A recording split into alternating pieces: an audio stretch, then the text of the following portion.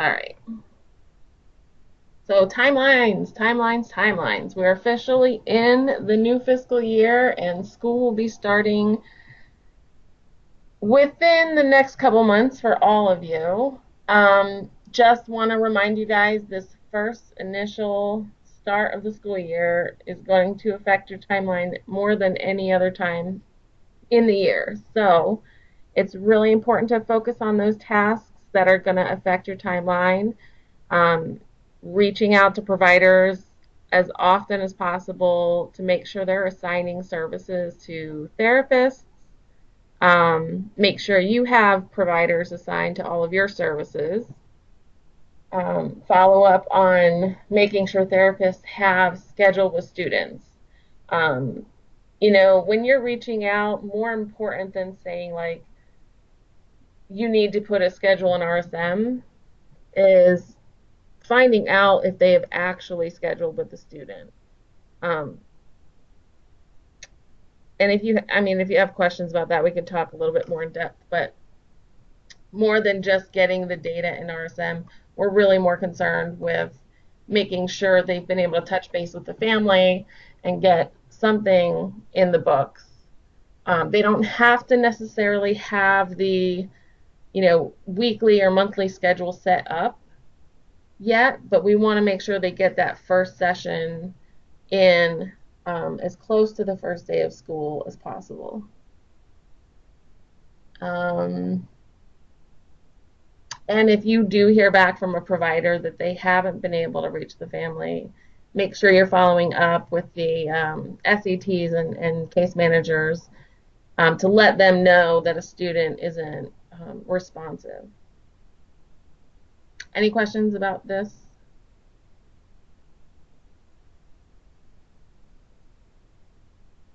Or comments? Okay. Contracts. So the new contracting process is in transition currently. So for now, you're going to be sending contacts just to the related services at k12.com email. And we're working on getting someone hired to work on those. It'll be their sole job. So yeah, we'll keep you updated as things change. Um, when you're sending them in, make sure you're sending all the documentation that's needed as well, the W-9, any licensing, insurance, and whatnot. And then there is a new TSA, although I'm not sure that matters anymore, Caroline. Does that matter anymore? No, it doesn't Yeah. matter anymore. Okay.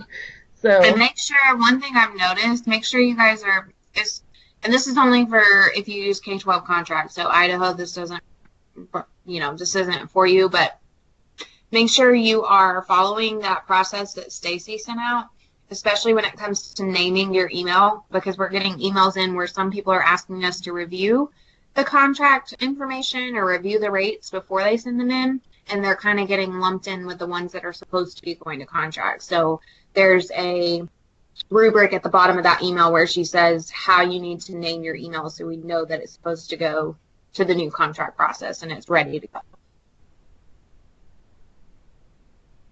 do you guys all have that still, that information?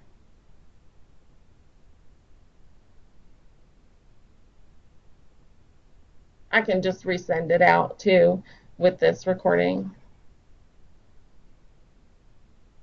Hey, I have a question, Kate. Yeah, go ahead.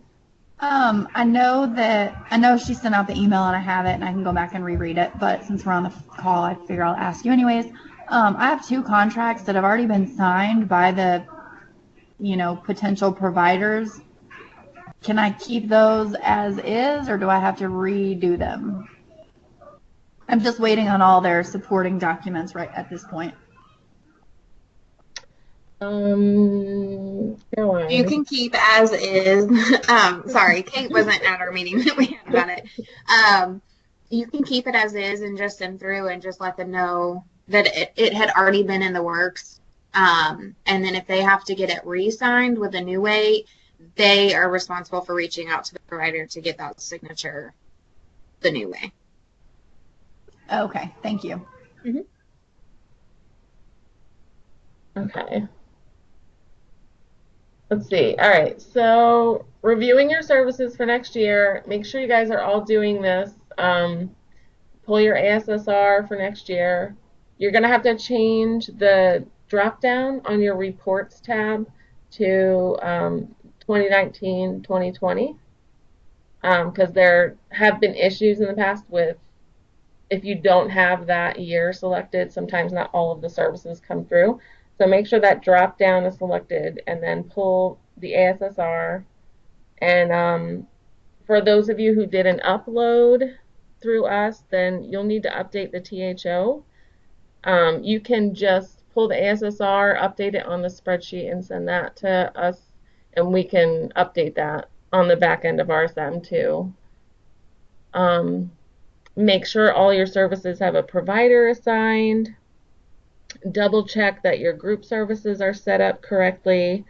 And make sure, for those of you who have ESY and AC happening over the summer, make sure you're staying on top of those services too and following up with providers and making sure they're billing and all that good stuff. Any questions about that?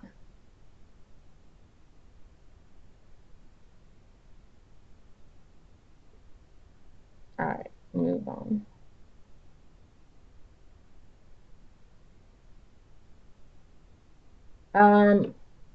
For those of you who haven't yet had your RSM switched over, or for those of you who have, actually, double check that your invoices that are coming in have the correct school year selected. If your RSM is changed over to 2019-2020 and providers are trying to bill for something that happened in June, it's going to come up with the wrong year selected. So providers are going to need to toggle that back and forth. On their side, it's under their options tab. So if you get questions from providers, that can't find invoices, they have to toggle back to 2018-2019 in order to see the invoices from 2018-2019. So just something to be aware of. You guys might be getting questions moving forward at this time, just with providers that aren't able to see all of their invoices, and that's just let them know, go to their options tab to change the school year to see older invoices. And next year, just thinking ahead to the invoicing audit, if you guys have an invoice verifier that helps at your school, you may want to just spot check them once in a while just to make sure that they're catching everything they need to catch, just because the audit score is going to affect your school. So it's a good idea just to spot check them once in a while.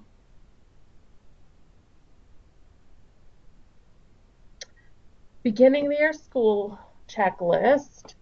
You guys should be started on this, and your end of year should be done. So if you guys are still stuck on something on your end of year checklist, reach out to me or Caroline or the related services email just with any questions, or if you need to get together to go over any of the tasks.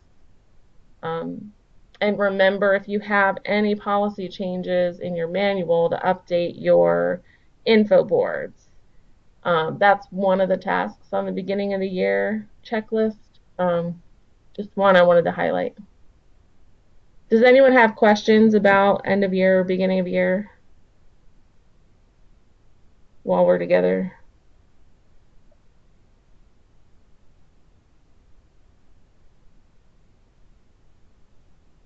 All right. Well, anyone who wants, a little bit more one-on-one help with these, just reach out. We're here to help. THO calendar. I'm going to send this template out to you guys. It's up to you whether or not you want to use it. I find it to be very helpful when calculating THO throughout the year. And I just wanted to go over how to update it for your school.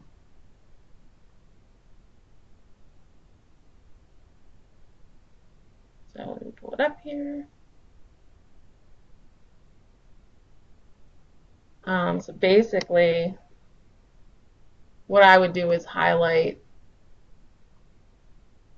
days off, or like this is the first day of school. I would highlight that.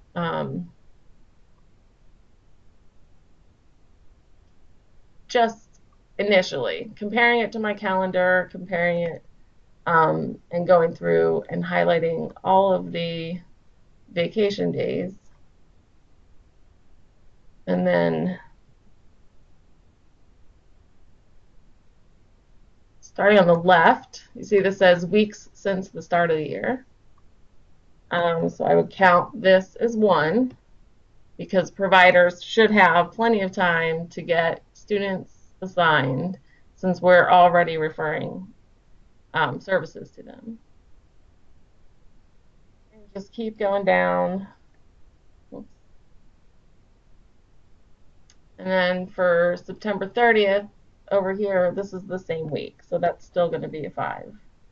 And then at any point, you can, whenever there's a service updated in the middle of the year, you can refer to this and see how many weeks until the end of the year. It'll help with calculating your THO for your services that start at the beginning of the year. For those funky services that start in the middle of the year and end in the middle of the year, that may be a little trickier, but this is still helpful because you can still count weeks pretty easily with this. And then you do the same, counting backwards from the end of the year. And then once you have all your numbers in there,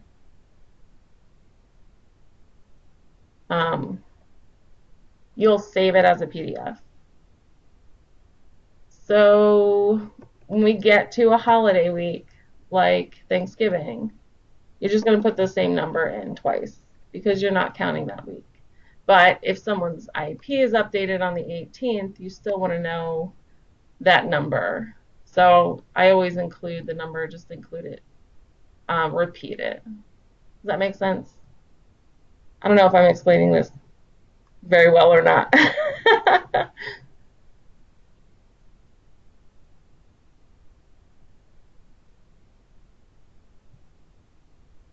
And then when I save, oh good. If you have an upgraded Adobe, you can save it as a PDF from here.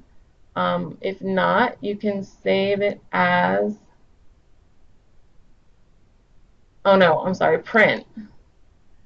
And then when you print, you can print it to Adobe, or you can print to Microsoft document. And what I do is I make the margins narrow, and here where it says scaling, I do fit all columns on one, or fit sheet on one page. And then you have a nice PDF you can refer to whenever you need to update THO. All right, anyone have any questions about that?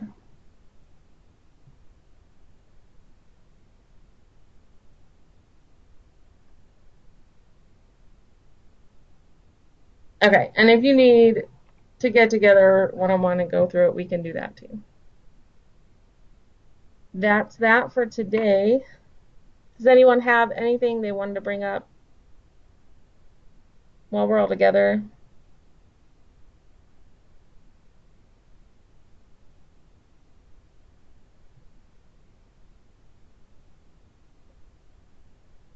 All right.